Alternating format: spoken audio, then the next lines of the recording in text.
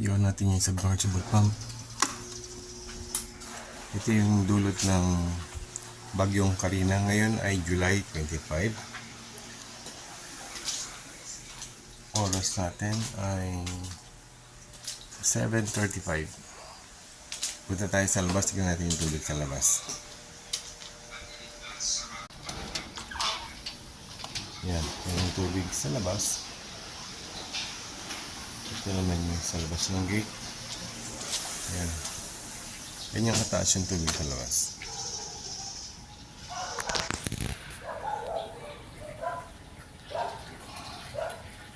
Pababa na yung tubig. Mataas pa rin yung tubig sa labas sa highway. Yan yung pump. Hinihigop niya yung tubig palabas. Dalawang submersible pump ang gamit.